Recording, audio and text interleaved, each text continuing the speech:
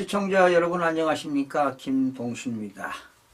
자, 윤석열 대통령 탄핵 심판 후에 대한민국이 어떻게 돌아갈 것인가 정세를 한번 알아보는 시간을 갖도록 하겠습니다. 지금 헌재가요 마지막 11번째 변론 기일이 이달 25일 날 화요일 날 잡혔죠. 이날이 아마 헌재에서 최종 변론 절차 마무리가 되는 시간입니다. 자, 그래서 만약에 이제 2월 25일 날 탄핵이 마무리되게 되면 보통 한 달 이내에 탄핵이 결정이 될 겁니다. 빠르면 3월 중순, 늦어도 3월 말에 탄핵이 결정이 될 겁니다. 만약에 인용이 된다면 5월 안에 대선이 치러지겠죠. 조기 대선이. 그러나 또 기각이 된다면 다시 이제 윤석열 대통령이 복귀를 하는 거 아니겠습니까? 모든 국민들이 복귀를 원하고 있습니다. 그런데 열에 하나 잘못돼 가지고 인용이 된다면 조기 대선을 치를 수밖에 없다. 그러면 정치 판동에 큰 파장이 일어날 것으로 예상이 되는데요. 자, 그러면 만약에 파면이 결정이 되고 인용이 된다면 60일 내에 후임자를 뽑아야 되기 때문에 조기 대선이 5월 안에 유력해질 것으로 봅니다. 반면에 기각이 선고되면 역시 정치적인 혼란도 파장이 커질 것으로 관측이 됩니다. 지금 25일 날 양측 대리인이 최종 변론이기 때문에 2시간씩 주어진답니다. 청구인도 2시간, 피청구인도 2시간. 그러면 윤석열 대통령 측에서는 지금 변론 시간이 이제 2시간이 진행이 되는데 아마도 윤석열 대통령은 40분 분량의 최후 진술을 준비하는 것으로 조사가 되고 있는데요. 그리고 이제 탄핵이 기각을 해달라고 아마 주장을 하지 않겠습니까? 뭐 심지어 각하도 주장하고 있습니다. 그러면서 탄핵 기각을 주장하면서 대국민들의 메시지도 발표될 것으로 보입니다. 또한 당연히 계엄의 당위성, 정당성을 당연히 주장하겠죠. 그리고 윤석열 대통령은 헌법과 개헌법에 의해서 당연히 대통령의 통치 권한입니다. 최고의 그 통치 행위, 최고의 그 권한으로 보기 때문에 자, 좋은 결과가 있기를 기대해 봅니다. 자, 그러면 이제 25일 날 최종 변론이 끝나게 되면 재판관들끼리 서로 의견을 교환하겠지요. 평의를 통해서 최종적으로 탄핵을 인용이냐, 탄핵이 기각이냐, 각하냐, 뭐 6대 2가 되면 인용이 되겠고요. 5대 3이나 4대 4가 된다면 기각이 되겠습니다. 그렇다면 과거 같으면은 박근혜 대통령 같은 경우는 탄핵 그 최종 마무리하고 11일이죠. 11일 걸렸고 노무현 대통령 때는 2주 14일 만에 결정이 됐습니다. 자, 그렇다면 2월 25일 끝나니까 빠르면 3월 중순이면 탄핵이 결정될 것이다. 그렇죠? 인용이 되면 곧바로 이제 조기 대선이 이루어지고 또 조기 대선이 이루어진다면 정치권에는 어떤 정파 간의 이합 집산이 본격화될 것으로 보입니다. 그런데 지금 여야 간의 태도가 달라지고 있어요. 지금 여당에서는 조기 대선 금기어로 되고 있고요. 야당 이재명 대표 측은 빨리 인용이 돼서 대선을 치러서 본인이 대통령에 당선되겠다고 그런 지금 전략을 수립하고 있습니다. 자, 그러면 조기 대선이 이루어진다면 여야 간의 공천관리위원회 구성부터 어떤 그 후보들의 경선 룰이라든가 또 선대위 구성이라든가 아마 세력 간의 그런 어떤 조율이 쉽지만은 않은 난제에 부딪힐 것이다 라는 겁니다. 지금 여당에서는 후보군으로 거론되는 분이 김문수 노동부 장관, 그렇죠? 지금 보수 진영에서 인기도가 지지도가 1위로 나타나고 있어요. 그러나 이제 1위라고 하지만 경선을 하게 되면은 또 새롭게 변수가 생길 수도 있습니다.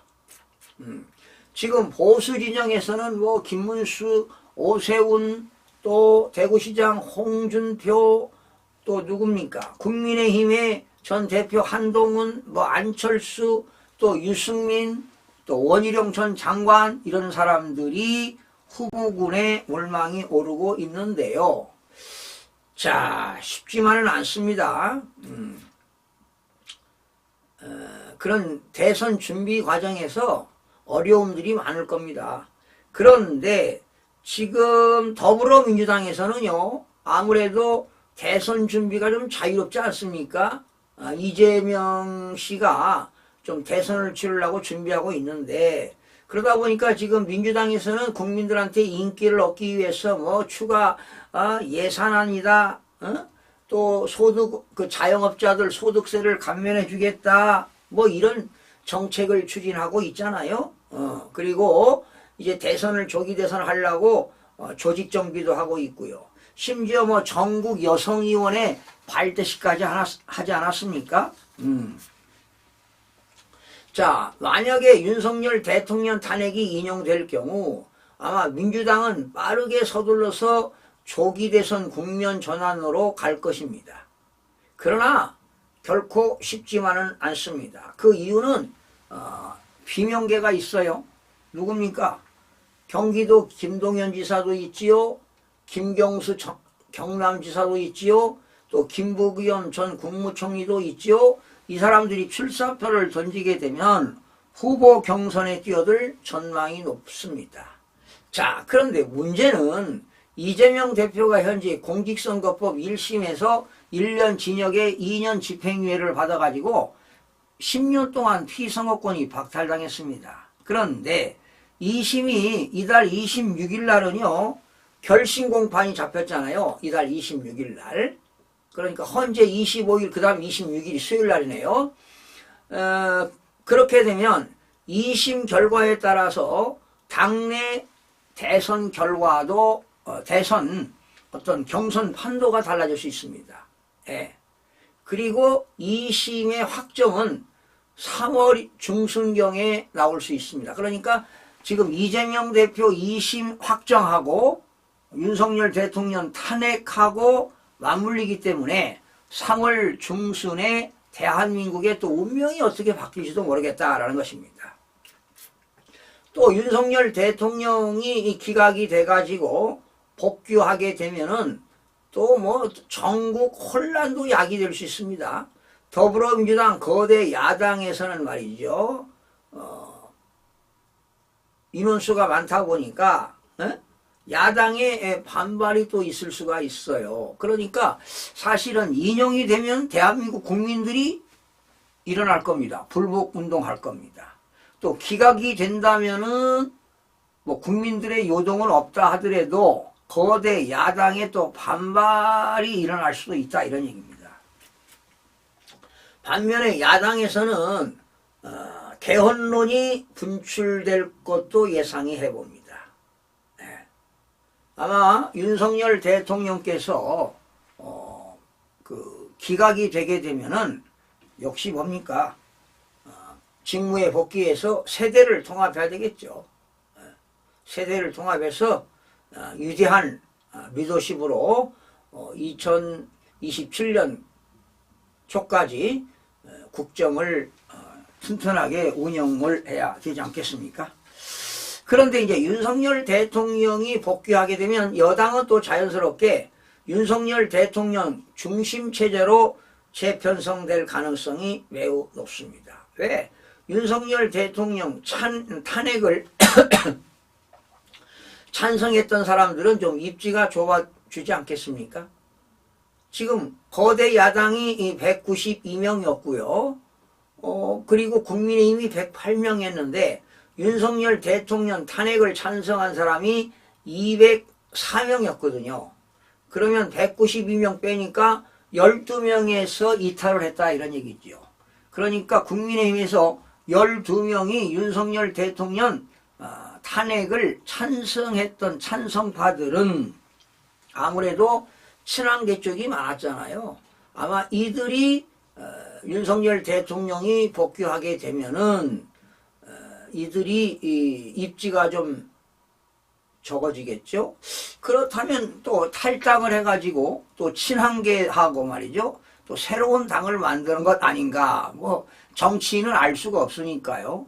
식물과도 같기 때문에 알 수가 없습니다. 어떠한 지각 변동이 일어날지는 모르겠습니다. 하지만 역시 이 3월 중순에 이재명 대표의 2심 결정, 또 윤석열 대통령의 인용이냐 기각이냐, 자 이런 기로에 있어요. 그러나 국민의 한 사람으로서 윤석열 대통령이 파면을 당하지 않고 복귀를 해야만이 자유민주주의를 지킬 수가 있다는 것이고, 이번 기회에 부정선거를 밝히지 못하면 자유민주주의는 사라진다는 겁니다.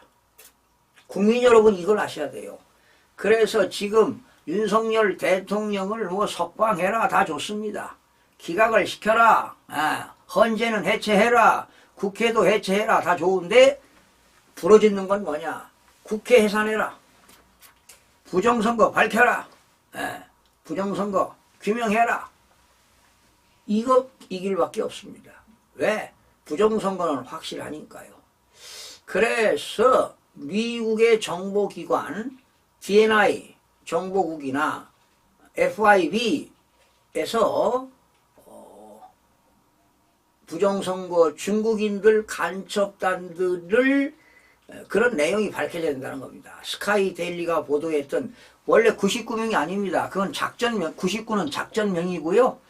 한 30명대라고 볼 수 있는데, 이들이 지금 일본의 오키나와, 미국의 일부, 이들이 전산 조작했다고 지금 고백을 했다 이런 얘기입니다. 자, 이런 것들이 빨리 진실 규명이 나타나서, 그런데 중국이 부정선거를 저지른 건 확실합니다.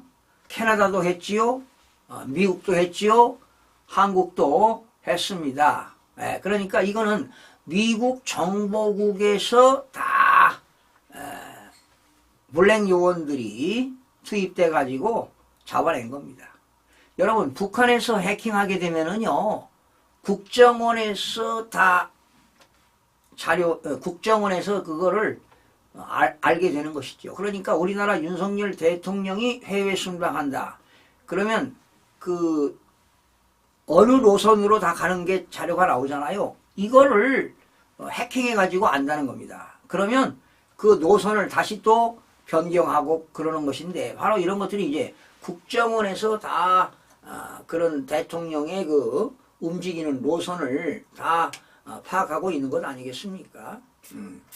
그래서 미국에서 블랙 요원들이 다 이거를 리서치를 해서 이런 것들이 밝혀지는 건데요.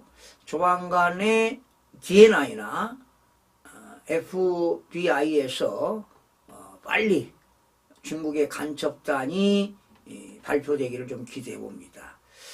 자, 아마 이렇다면은 중앙선거관리위원회 노태학 위원장, 김용빈 사무총장, 거기에 관계되는 사람들, 그리고 더불어민주당의 가짜 국회의원들 아마 밤잠을 설칠 겁니다. 그런 심정일 겁니다. 그러나 여러분, 거짓이 진실을 이길 수는 없습니다. 분명히 부정선거는 밝혀지게 되어 있습니다. 여러분 기대하시기 바랍니다. 시청자 여러분 고맙습니다.